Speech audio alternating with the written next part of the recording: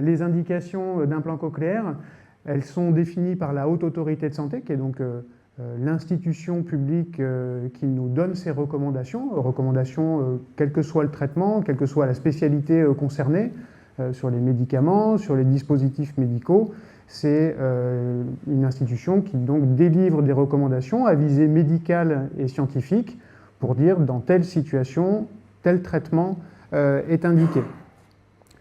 Donc elle a un rôle essentiellement d'orientation des décisions thérapeutiques, mais ça a un rôle également économique parce que c'est elle qui détermine si le service rendu par un traitement, quel qu'il soit, encore une fois, eh ben, il mérite d'être pris en charge par l'assurance maladie. C'est aussi cette institution-là qui s'en occupe. Donc on est très attentif et on applique les recommandations qui sont édictées par la Haute Autorité de Santé.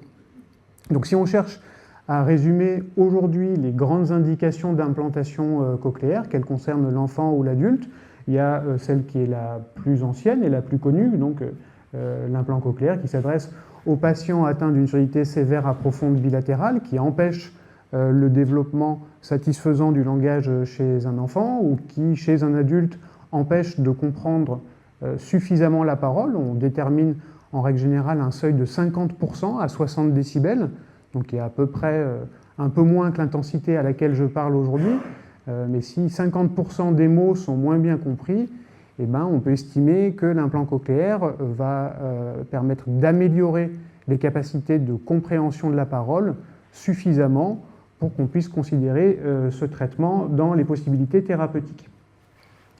Une nouvelle indication dont on parlera et qui a été évoquée tout à l'heure, c'est l'indication donc des acouphènes invalidants. Et donc là, ça concerne des patients qui sont différents parce qu'il y a un côté qui entend bien, ou en tout cas pas trop mal, avec un appareil, et l'autre côté qui présente une surdité profonde avec un acouphène invalidant associé.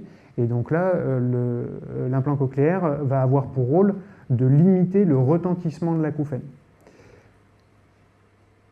Ça, c'est donc des audiogrammes. La plupart d'entre vous doivent être familiers avec ces représentations. Et les grandes évolutions dans les indications d'implant cochléaire, c'est dans ces grandes catégories de troubles auditifs que ça se situe. Les patients qui sont atteints de surdité sévère bilatérale, donc vous savez, nous, on catégorise la sévérité de la surdité en fonction de l'atteinte sur l'audiométrie tonale, avec les surdités légères juste en dessous de 20 décibels, les surdités modérées en dessous de 40 décibels, les surdités sévères en dessous de 70 décibels de perte, et donc les surdités profondes au-delà de 90 décibels de perte. Donc les surdités sévères, ça veut dire qu'il y a encore de l'audition qui peut être optimisée par un appareillage auditif conventionnel, et la question qui se pose, c'est savoir si on reste sur un appareillage conventionnel des deux côtés, ou s'il faut proposer du plus mauvais côté un changement de stratégie avec un passage à l'implantation cochléaire. Donc je détaillerai un petit peu cette grande catégorie d'extension d'indication, et dans un deuxième temps, on parlera effectivement des surdités asymétriques avec les acouphènes invalidants qui peuvent être associés. Alors, la Haute Autorité de Santé, donc, elle va déterminer les indications sur la base du service qui est rendu par le traitement concerné. Donc, la première chose qu'il faut faire quand on s'intéresse aux surdités sévères, c'est des gens qui sont réhabilités avec un appareillage conventionnel, c'est est-ce que l'implant va faire mieux, et est-ce que ce mieux, ça a vraiment une valeur dans la vie quotidienne des patients. Donc on parle de bénéfices cliniquement significatifs. Et puis si on met un implant, c'est donc un geste qui est invasif pour l'oreille interne des patients et qui théoriquement fait disparaître les restes auditifs naturels du côté où il y a l'implant, théoriquement. Et est-ce qu'en faisant ça, on va détériorer l'audition de base du patient? Il faut non seulement faire la démonstration que ça va être bénéfique sur le plan de la qualité de vie quotidienne du patient, mais aussi ne pas détériorer l'état antérieur du patient. Alors la démonstration du bénéfice est sur la compréhension de la parole, bien sûr, parce que c'est la demande essentielle et principale des patients, mais quand on parle de compréhension de la parole, ça peut recouvrir beaucoup de réalités différentes en fonction des situations et des besoins de communication des patients. Je ne sais pas, quelqu'un qui est par exemple viticulteur dans le Lot ou quelqu'un qui est ingénieur et qui a des réunions tous les jours à Airbus, ce n'est pas les mêmes besoins de communication, ce n'est pas les mêmes besoins de comprendre la parole, ce n'est pas les mêmes besoins auditifs même au sens plus large. Donc, démontrer un bénéfice qui est vraiment significatif dans la vie quotidienne des patients, c'est bien de mesurer la parole, mais il faut aussi mesurer la parole dans des conditions, on va dire, naturelles, là où il y a un peu de bruit environnant, ou beaucoup de bruit environnant.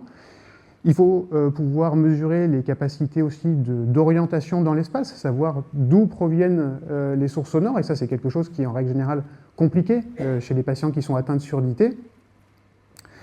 Un élément qui est très important, c'est la sécurité quotidienne, et ça, quand on rencontre régulièrement les patients en consultation, c'est une vraie préoccupation, savoir de quel côté arrive la voiture ou le camion, savoir le klaxon du vélo, si c'est ce côté-là, si c'est derrière ou si c'est devant. C'est des choses qui sont difficiles à faire d'un point de vue auditif, mais ça peut être un des besoins qui est exprimé par le patient ou par les parents d'un enfant en consultation, donc il faut pouvoir le prendre en compte. On a parlé un tout petit peu de la musique tout à l'heure.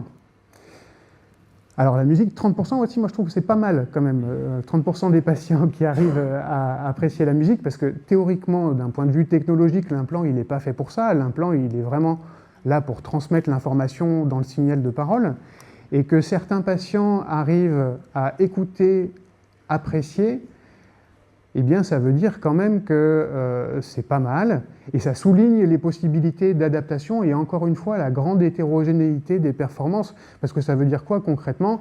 Chez les enfants, je suis incapable de dire ce qui se passe pour qu'ils arrivent à faire le jeune trompettiste, là c'est remarquable ce qu'il arrive à faire, et je crois que les collègues du centre côté pédiatrique là ont une expérience aussi en orchestre symphonique d'enfants implantés qui sont absolument remarquables.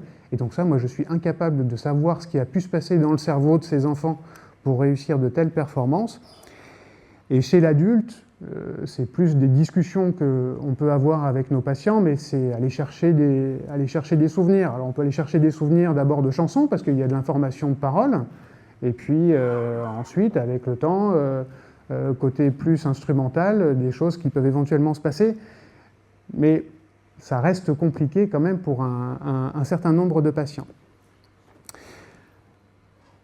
Le docteur Monnier a parlé tout à l'heure de rapport bénéfice-risque. Ben, c'est effectivement au cœur de la décision d'une implantation, parce que si on va gagner 20% de mots en plus, est-ce que ça vaut la peine d'encourir un risque spécifique, par exemple un risque de déséquilibre ou de vertige post-opératoire? Il y a des patients qui sont plus fragiles de ce point de vue-là, des patients qu'on peut identifier comme tels dans le cadre du bilan avant une implantation cochléaire.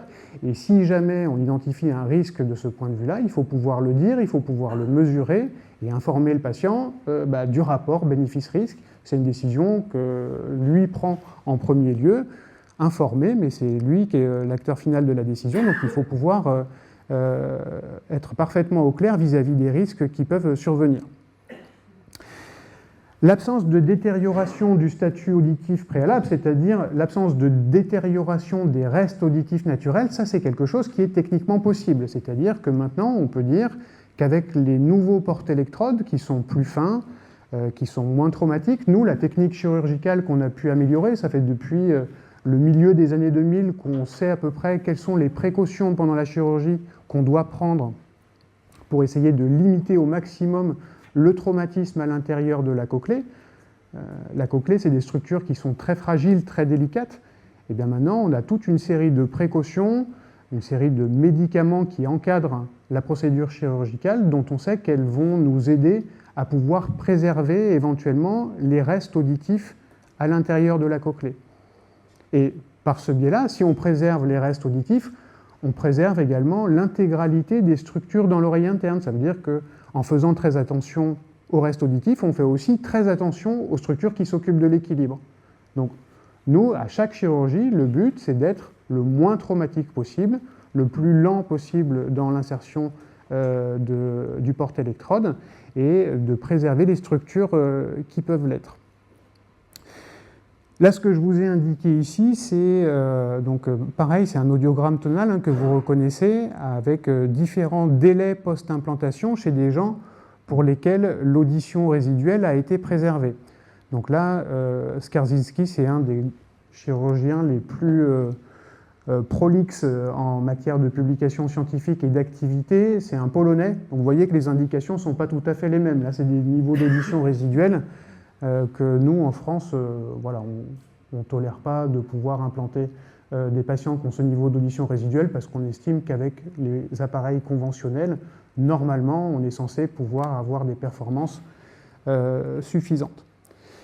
Donc surdité sévère, c'est vraiment quelque chose qui peut être compliqué comme décision et vous voyez, je vous ai indiqué ici sur des études portant sur un grand nombre de patients, c'est qu'au-delà de 40% de compréhension de la parole du côté implanté, on risque quand même chez 10% des patients de détériorer un peu la situation par rapport à la situation antérieure. Donc c'est quelque chose qu'il faut prendre en compte dans l'exposition du rapport bénéfice-risque. Et c'est quelque chose qu'il faut prendre en compte, nous, dans nos procédures et dans nos protocoles de recherche divers et variés. Là, actuellement, il y a beaucoup de projets qui tournent autour de la préservation des structures à l'intérieur de la cochlée, et notamment de la délivrance de médicaments qui sont associés aux portes-électrodes, des médicaments qui permettent de limiter la réaction inflammatoire dans l'oreille interne et donc de préserver au maximum l'état de la cochlée tel qu'il était auparavant. Donc on est le plus sûr possible de ne pas détériorer la situation. Mais ça, vous avez compris donc que c'est compliqué. C'est compliqué parce qu'on ne sait pas exactement à quel seuil, pour l'instant, on va apporter un bénéfice donc cliniquement significatif au patient ou risquer de détériorer sa situation. Donc il y a encore besoin d'études complémentaires. Et là, l'exemple que je vous ai indiqué ici, c'est un exemple qui vient du Royaume-Uni, où en matière de recherche en audition, ils sont quand même un peu plus performants que nous, il faut bien le dire, notamment dans la communication. Ça, c'est un site qui est directement accessible, un site internet, qui permet de recruter sur différents centres un certain nombre de patients qui vont être inclus dans ce projet. Et l'idée de ce projet, c'est de pouvoir prendre des patients qui présentent une surdité sévère bilatérale, avec un appareil conventionnel des deux côtés, et ils vont tirer au sort.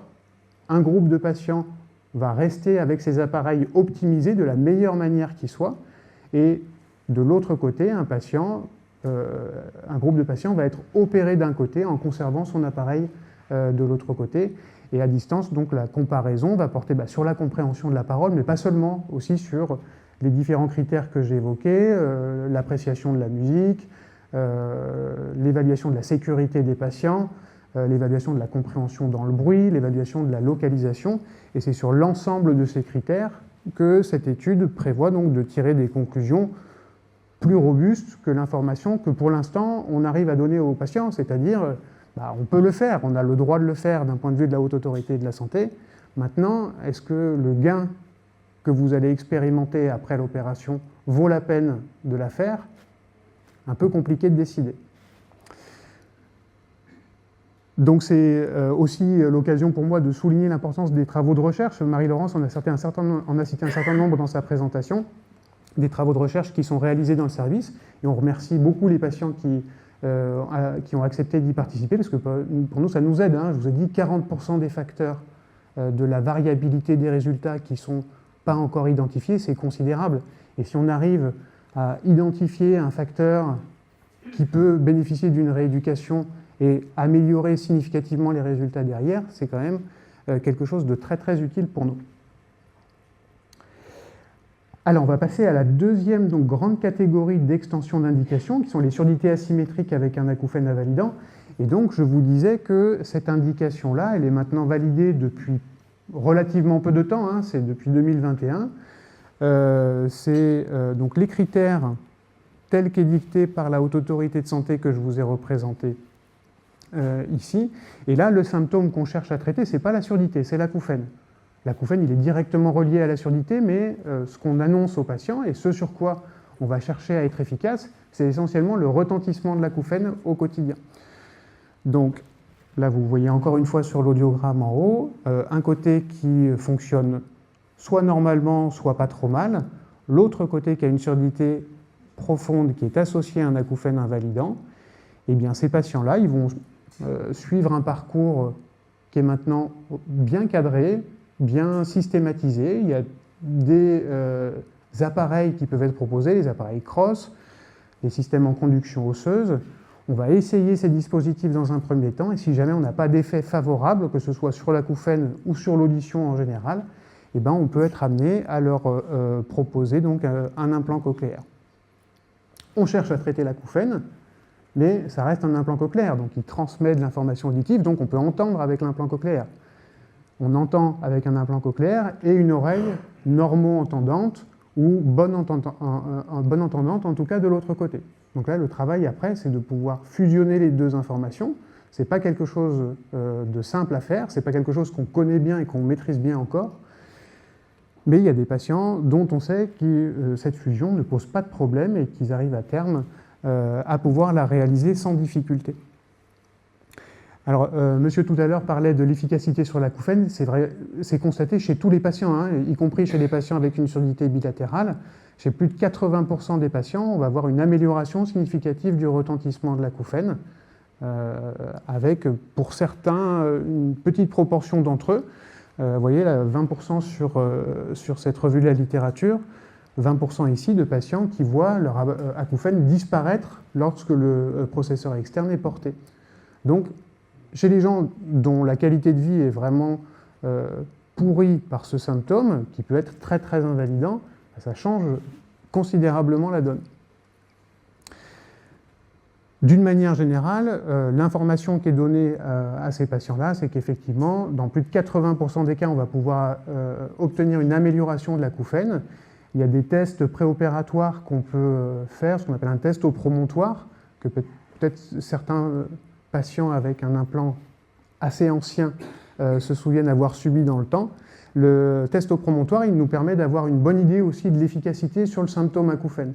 C'est-à-dire que c'est sous anesthésie locale, on va glisser une petite électrode au contact de la cochlée sans rentrer dedans et délivrer une stimulation électrique qui va répliquer en quelque sorte une stimulation qu'on pourrait obtenir avec un implant cochléaire.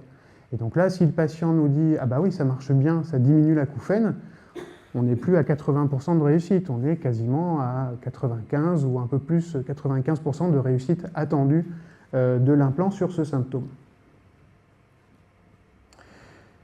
Alors c'est une nouvelle indication, elle est validée, mais il reste encore pas mal de travail parce que on sait que ça marche bien et que c'est même assez spectaculaire sur l'acouphène. Maintenant, il y a la question de l'audition, parce que si on restaure l'audition du côté qui n'entend pas, réussir à faire cette fusion dont je parlais, c'est quelque chose qui est un peu compliqué. Donc il faut qu'on travaille sur des protocoles de réhabilitation ciblés, personnalisés, adaptés à chaque individu pour pouvoir améliorer les résultats, cette fois-ci auditifs, parce qu'entendre des deux oreilles, c'est quelque chose, notamment pour la sécurité, c'est important. Entendre les deux oreilles, ça veut dire que vous savez de quel côté arrive le camion. Ça veut dire qu'en vélo, vous savez si ça vient de devant ou derrière. Donc c'est ce genre de choses qu'il faut pouvoir réussir à améliorer maintenant qu'on a pu obtenir cette extension d'indication et essayer de pouvoir le proposer au plus grand nombre. Alors maintenant, c'est la fin de ma présentation, mais c'est juste pour dire que ça, c'est quelque chose... C'est très bien de s'intéresser aux extensions d'indication, c'est très bien qu'on ait des critères qui soient édictés par la Haute Autorité de Santé, très bien qu'on puisse les discuter avec elle, hein, c'est-à-dire que régulièrement on peut s'adresser à la Haute Autorité de Santé pour proposer des extensions d'indication. Maintenant, ce n'est pas ça le gros problème. Le gros problème, c'est vraiment l'accès à l'implant cochléaire. Madame Daoud le disait en introduction de cette journée, attendre en moyenne 6 ans pour pouvoir avoir une information sur le dispositif. On voyait plus de 20% des patients qui ont attendu plus de 20 ans pour savoir que ça existait. C'est quand même ça le gros domaine sur lequel il faut pouvoir agir et pour pouvoir faire parvenir cette information au plus grand nombre donc, de professionnels de santé, au plus grand nombre de patients. Et le modèle anglais, pour ça, il est assez intéressant parce qu'ils essaiment des centres secondaires, des centres de repérage qui sont situés au plus près des patients, parce que là, on parle en fait de désert médical, on parle d'insuffisance de diffusion de l'information et de la formation continue, et ça, eux, c'est quelque chose qui, globalement, ils réussissent un petit peu mieux à faire que nous. Maintenant, quand on regarde les patients qui sont évalués en vue d'une éventuelle implantation cochléaire, au final, ceux qui finissent par franchir le pas et par décider de procéder à l'intervention, c'est les patients en règle générale qui ont une surdité profonde. C'est les patients qui sont invalidés dans la vie quotidienne pour la communication orale, même dans le silence. Voilà, donc en conclusion, c'est vraiment l'accès à l'information et l'accès à l'implant sur lequel il faut qu'on puisse travailler et qu'on puisse améliorer. C'est ça qui reste la priorité. Les surdités sévères bilatérales, vous avez compris que c'est une espèce de zone grise. Certains patients pour lesquels on va pouvoir être amené à le proposer de manière un petit peu plus convaincue, en disant bah là, oui, on voit que dans le bruit, les performances sont vraiment pas bonnes. Tout laisse à penser qu'après l'intervention, vous serez quand même plus à l'aise. D'autres pour lesquels on va dire non, là vous avez 2 appareils qui ne sont pas encore optimisés, on va d'abord passer par la case audioprothésiste avec qui on va discuter pour voir quelles sont les adaptations qui peuvent être réalisées et on vous revoit dans 6 mois ou dans 1 an une fois que ces adaptations ont été réalisées pour voir si l'impact est suffisant. Toujours réfléchir au rapport bénéfice-risque parce qu'un implant c'est fait pour entendre mais donc il y a aussi l'équilibre qui n'est pas loin derrière. C'est une préoccupation chez tous les patients, chez les enfants comme chez les adultes. Tout le monde, dans le cadre du bilan pré-implant cochléaire, a une évaluation de l'équilibre qui est réalisée. Et donc enfin, la dernière ligne, c'est pour dire que étendre les indications, c'est possible. On l'a fait donc avec les surdités unilatérales associées à un acouphène invalidant. C'est beaucoup de travail, mais c'est quelque chose qui peut se concevoir simplement. Il faut pouvoir démontrer que le bénéfice derrière en vaut la peine. Voilà, je vous remercie pour votre attention.